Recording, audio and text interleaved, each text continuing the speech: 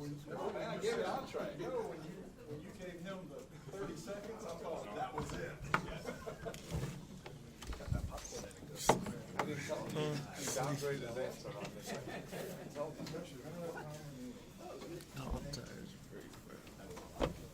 Andrew. All right, for both you guys, I'm doing a thing on three-point shooting defense. Which you guys rank about 2 spots more this year than last year. Is there any explanation that makes sense with that, or is that just one of those weird statistical anomalies, or how do you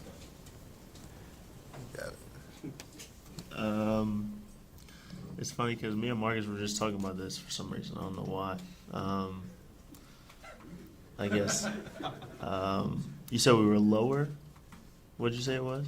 Well, you guys rank in the 200s nationally in that this year. Yeah. We're much better last year. Yeah.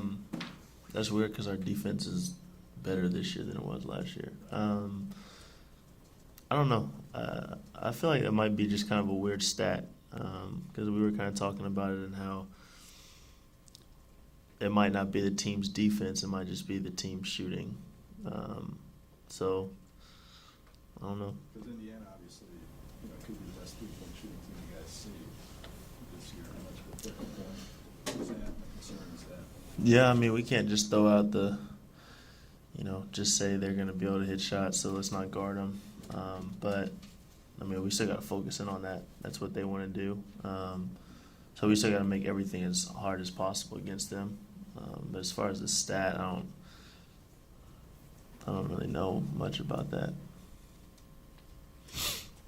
For both guys, when Coach Williams early in the season took y'all to hear John Thompson speak, what did y'all take from that, and did it have any carryovers during the season?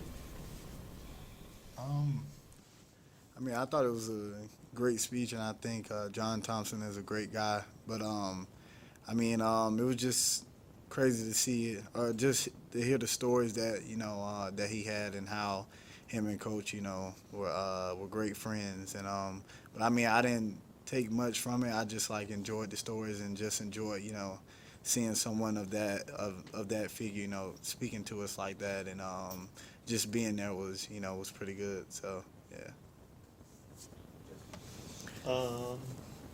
Yeah, I mean, we just kind of enjoyed that night. It was cool to hear all the stories, like Joel said, and I guess how close he was with Coach Smith. I feel like he could have sat up there all night long and told us stories. But to hear, just to hear a guy talk of that magnitude, I think we all enjoyed it. I think we all were really appreciative of being able to be there. But not the sort of thing that you just carry over to the season and hang on to for any kind of motivation. No, I don't think we really did. I think we just kind of enjoyed that night. Joel, how did the flexing celebration that you do after some games, when did that start this year? How did that kind of come to be? It was something that I always did, just around the guys, and then with Theo's personality, he kind of sometimes his personality gets you out of your comfort zone. So he'll say it, and I can't just deny it. So that's when it all started. But it was something I always do, just not in front of the cameras. Yeah. Obviously, all over, not cool to know. Is there a root of what that is? How with society, how all these kids and stuff come up with dances and everything. We have social media and stuff, so we see the dances, and so it's just something I grabbed online and just put my own mix to it. So yeah. Does Theo know what buttons to push? Is that like each year has a different button and kind of get you going with that? Theo's just a character. He's always talking, as you guys can see. You guys are in the locker room, and I'm pretty sure all you hear is Theo's voice if you're in there. So, it's something that we love, and it just brings that joy to the locker room. And you always have that one guy, and Theo's that guy. And I think we all love it. Sometimes, maybe he might talk a little bit too much, but at the end of the day, it brings joy to us, and it gets everyone, it makes the team more connected, and I think it's a good thing. Justin, how does Theo get to you? In a lot of ways, but I mean, with him, you do nothing but have fun with him. Sometimes you just want him to sit down and not say anything. But, I think on the court, he does nothing but encourage you. That's for sure. And then off the court, he's always joking. The funniest part is the way he talks about himself. That stuff will have you laughing for days. But, I mean, he loves to have fun. He's definitely one of a kind, though, that's for sure. Take your jersey in DC after one of the games? Yeah, we have a game called Left Hand, and basically if you have something in your left hand that you didn't pay for, if somebody calls left hand, then they get to take it from you. And I went to pick up my jersey, and he came out of nowhere and said left hand, and so I gave it to him, and he took it, so I had to call him before the game to go get it and all this stuff. So, yeah, it's that's one of many things that Theo does. Justin, who's more, I know a lot of your teammates have talked about, and Joel has talked about this, about his ability to kind of talk smack during pick up game during practice to get the jump position level higher. Who's more annoying? Is it Joel or is it Theo to guard you in practice and trying to get your ear? Annoying is Theo. Yeah, definitely Theo. Yeah. Does that mean that Joel's more effective? He's not more effective. Maybe to certain people. For me, I just kind of wave it off. But, I think the thing is Theo's always talking, like 24/7. Joel, it's whenever he gets fired up. So I can deal with that. It's whenever nothing's really going on and Theo's still talking. So I think Theo kind of goes into that annoying spot sometimes. I think we're going to replace Coach Williams with Theo to give him equal time.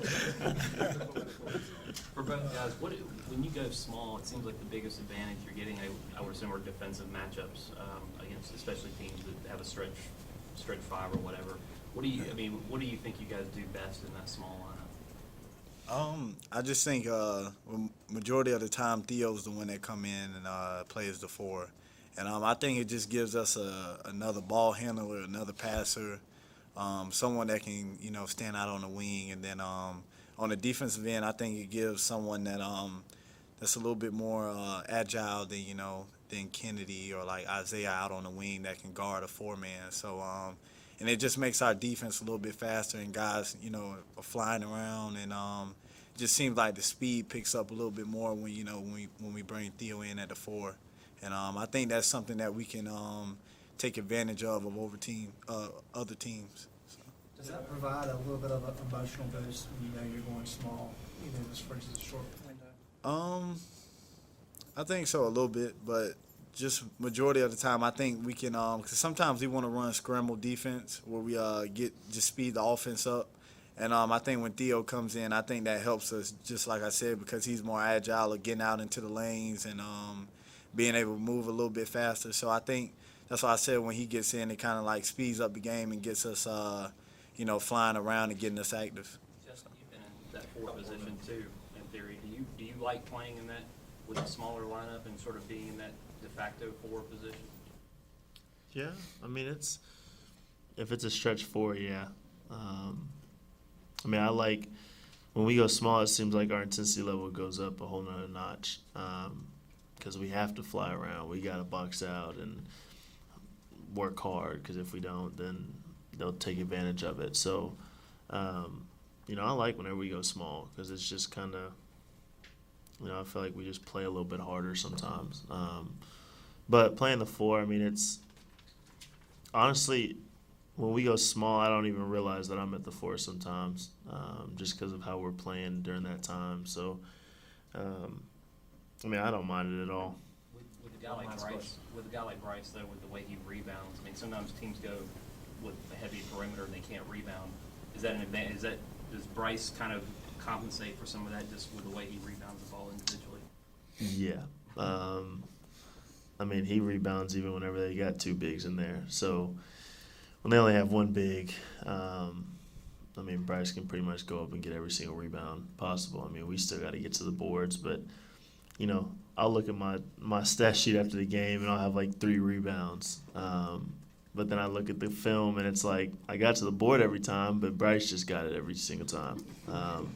So, I mean, when we go small, I don't think rebounding is necessarily a problem, but we definitely have to work a little bit harder. Thanks, guys. Coaches,